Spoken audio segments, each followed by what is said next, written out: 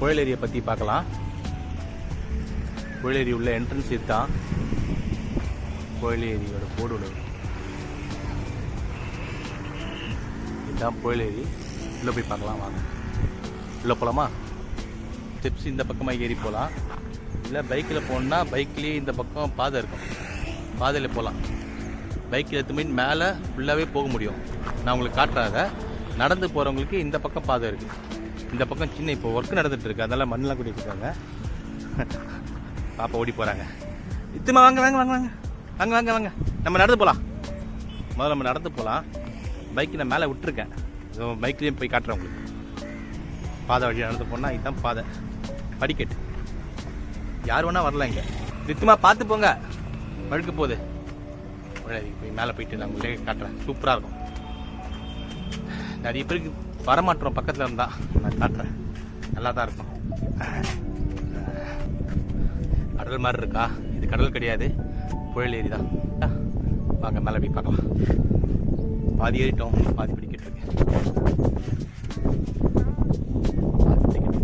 இங்கே ஒரு சின்ன சிலை வச்சுருக்காங்க.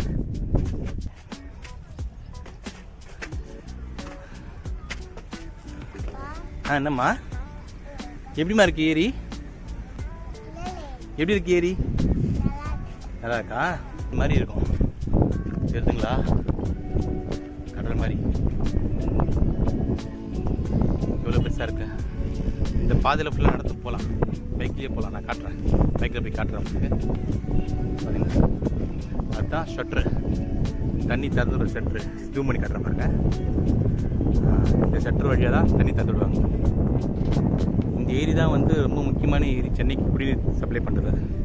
மொத்தம் 3 ஏரி இருக்குது சென்னைக்கு சப்ளை பண்ணுறது, தண்ணி சப்ளை பண்ணுறதுக்கு. அதில் புயல் ஏரி தான் முக்கியம். மொத்தம் 3, செம்பரம்பாக்கம், புயல் ஏரி, மொத்தம் 3 ஏரி இருக்குது. அதில் புயல் ஏரி தான் வந்து வட சென்னையை பொறுத்த வரைக்கும், வட சென்னை மத்திய சென்னையை பொறுத்த வரைக்கும் தண்ணிக்கு நீர் ஆதாரமே இதுதான்.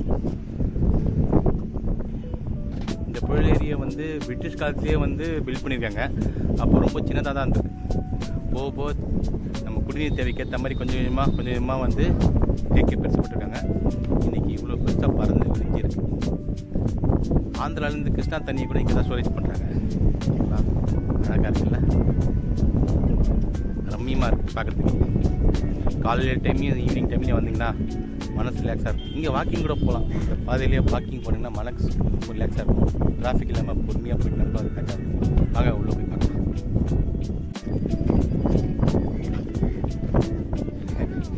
ஏரியில் உங்களுக்கு வீடியோவில் பார்க்குறது எப்படி தெரியல, நேரில் பார்க்குறதுக்கு சூப்பராக இருக்குது.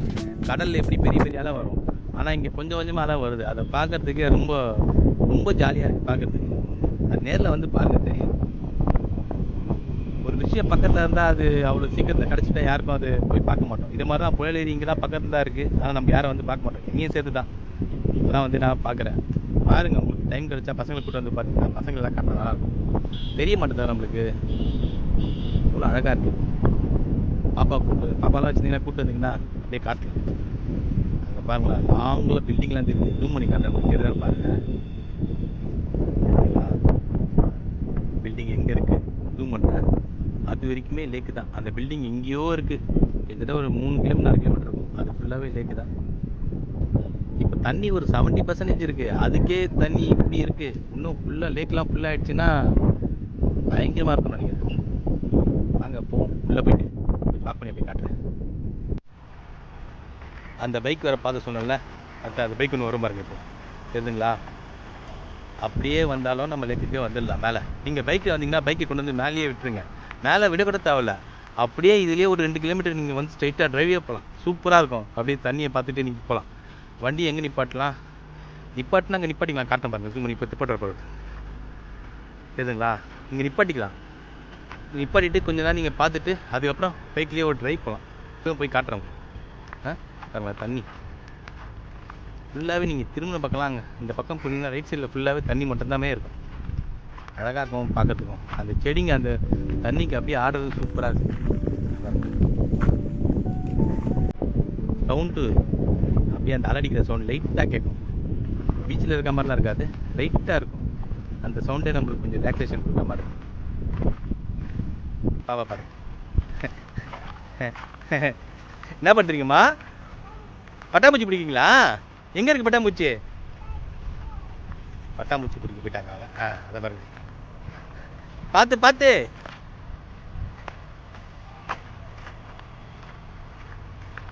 என்னம்மா?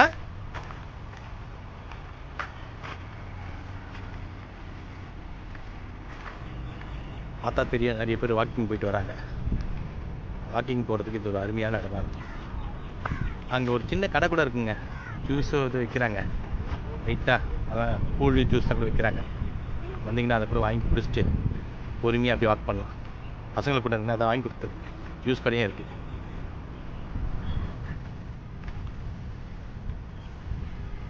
வாங்க, இப்போ நம்ம பைக்கில் ஒரு ரவுண்டு போயிட்டு அப்படியே போயிட்டு வருவோம். நீங்கள் அப்படியே லைவ் வண்டியில் ஒரு ரவுண்டு போகிறேன், எப்படி இருக்குன்னு மட்டும் பாருங்க.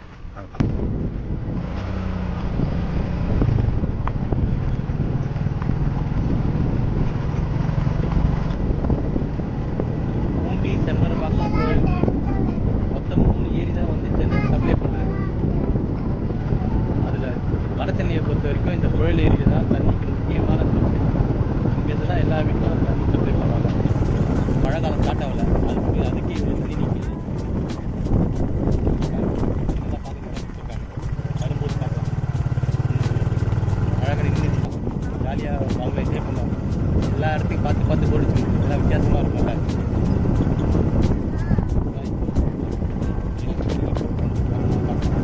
போதுன்னு பார்க்கலாம் வாங்க. முடிஞ்ச வரைக்கும் பைக்கை மேலே கொண்டு வாங்க, அப்போ தான் அவங்களால நடக்க எவ்வளோ சொல்லலாம் நடந்துலாம் வர முடியாது. பைக்லேயே நீங்கள் ஒரு ரவுண்டு வந்துட்டு அப்புறம் கூட நீங்கள் பசங்க கொஞ்சமாக நடந்து கூட்டு போய்க்கலாம். பைக்லேயே பெருசாக ஒரு ரவுண்டு போட்டு வேணும்னா ஃபுல்லாக கவர் பண்ணி நடத்தலாம், இப்போ ஃபுல்லாக கவர் பண்ணவே முடியாது, ரொம்ப டயர்டாகிடும். ஒரு ஆஃபீஸ் ஒன்று இருக்குது, சவுண்டு கொஞ்சம் கம்மியாக தாங்க கேட்பேன் காற்றுக்கு, கொஞ்சம் அட்ஜஸ்ட் பண்ணி.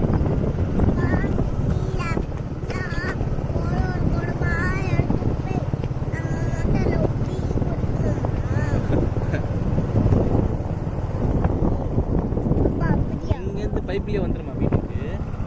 பைப்பில் வந்து 10% தண்ணியே கிடைக்காது. அங்கேருந்து எப்படி எடுத்துன்னு போக முடியும் வீட்டுக்கு? பைக்கில் தான் வர முடியும்.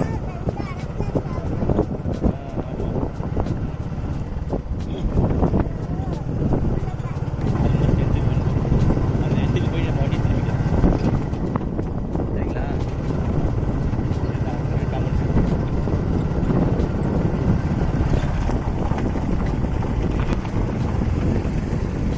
தண்ணி தான் பம்பிங் ஸ்டேஷனுக்கு போயிட்டு அங்கே தண்ணியை வந்து க்ளீன் பண்ணிவிட்டு அதுக்கப்புறமா தான் எல்லா வீட்டுக்கும் சப்ளை பண்ணுவாங்க.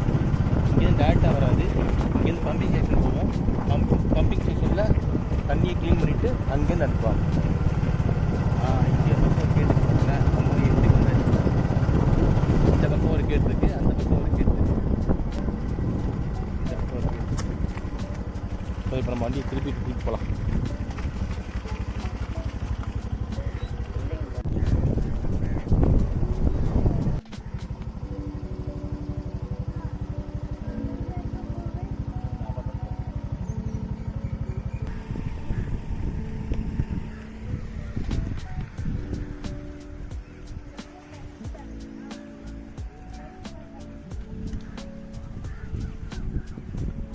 இங்கே குடிநீர் வாரியத்துக்கு ஒன்று போர்டு வச்சுருக்காங்க பாருங்கள். இங்கே ஒரு சின்ன வாக் பண்ணுற மாதிரி இருக்குது, ஆனால் பப்ளிக் இங்கே உள்ளே போக முடியாது. இங்கே நின்று கொஞ்சம் பார்க்க மட்டும் பார்த்துக்கலாம். ஒரு 10 ஸ்டெப்பு இறங்கி நிறைய பேர் இருக்குங்க. இங்கே குளிக்கிறதுக்கு துணி துவைக்கலாம் அளவு இல்லைன்னு சொல்கிறாங்க, வேறு ஒன்றும் தெரியாது. சவுண்டு கேட்குதா உங்களுக்கு? நல்லா இருக்குல்ல சவுண்டு? சுத்தமாக சவுண்டு எப்படி இருக்குது?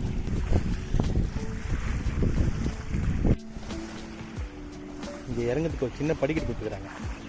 வேணும்னா இந்த படிக்கட்டை இறங்கி கூட கொஞ்சம் க்ளோஸாக போய் கால் வைக்க வச்சேன். ஆனால் படிலாம் கொஞ்சம் உடஞ்சிருக்கு, அதனால் நம்ம கீழே இறங்க தேவை.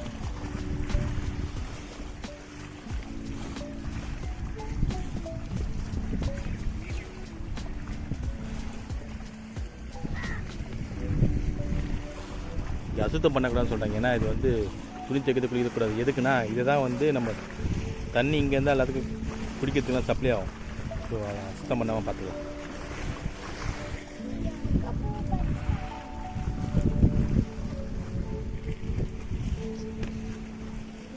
மூடி வச்சுருக்காங்க, யாரும் உள்ளே போக முடியாது. வெளிலேருந்தே காட்டுறேன், வெளிலேருந்தே பார்த்துக்கலாம். ஃபுல்லாகவே எப்படி இருக்குது பார்த்தீங்களா? எங்கேயோ இருக்குது வீடு. நான் ஜூம் பண்ணுறேன் பாருங்க, ஜூம் பண்ணி காட்டுறேன். அவ்வளோ ஃபுல்லாகவே. இப்போ தண்ணி கம்மியாக இருக்குங்க, இன்னும் மழை ஸ்டார்ட் ஆகல.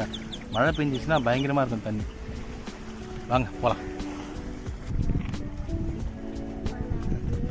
இங்கே கொஞ்சம் பேர் துணி துவைக்கிறாங்க. கூடாதுன்னு சொன்னாலும் கேட்க மாட்டுறாங்க. என்ன பண்ணுறது? அசுத்தம் பண்ணிட்டா ஆகும்னா நம்ம ஒன்றும் பண்ணுறதுக்கு இல்லை. முடிஞ்ச வரைக்கும் நம்ம அசுத்தம் பண்ணாமல் பார்த்துப்போமே. ஒவ்வொருத்தரும் தனித்தனியாக நம்ம எதுவும் பண்ணாமல் இருந்தாலுமே ஆட்டோமேட்டிக்காக அதுவே க்ளீனாக தான் இருக்கும். சரி வாங்க போவோம். பார்ப்போம். நீச்சல் அடிக்கிறாங்க பார்த்தீங்களா? நீச்சல் அடிக்கலாம் கூட தப்பு கிடையாது. துணி துவைக்கிறாங்க பார்த்தீங்களா, அதுதான். துணி துவைக்காமல் இருந்தால் அசுத்தமாகாமல்.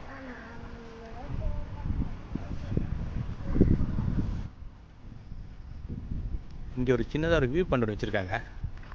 அங்கேருந்து வியூ பண்ணால் சூப்பராக அந்த லேக்கோட ஃபுல் இதுவும் நல்லா தெரியுது. பாப்பா அங்கே தான் நிற்கிறா. பித்துமா ஹாய். பாப்பா நிற்கிறாங்களா அந்த வியூ பண்ணுறது. என்னம்மா பூவா? சரி வேறு பூவாப்பா பறிச்சு தரேன். என்னது எந்த பார்த்தீங்கன்னா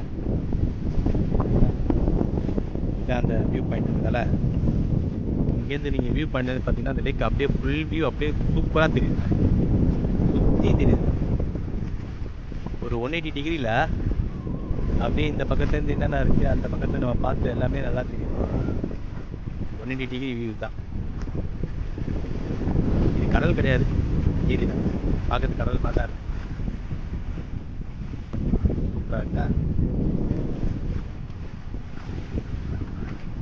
இந்த சவுண்டு ரம்மியமாக இருக்குல்ல சும்மா. அப்படியே அந்த அலை அடிக்குது, அந்த கடலில் அந்த அடிக்கிறது சவுண்டு சூப்பராக இருக்குது. ஸ்ட்ரெஸ்ஸெலாம் வந்து அப்படியே பறந்து போயிடும்.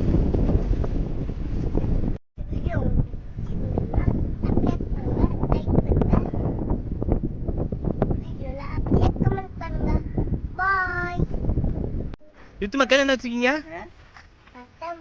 பட்டாம்பூச்சா? அது பாவம், கீழே விட்டுருங்க, கீழே விட்டுருங்க. பாவமா? இல்லை சொல்கிறேன் கேட்குது பாருங்க. அது பாவம் தானே, அது பாவம். அதை விட்டுருங்க, செடியிலே போய் விட்டுருங்க. செடியில் போய் வைங்க வைங்க வைங்க. Good girl.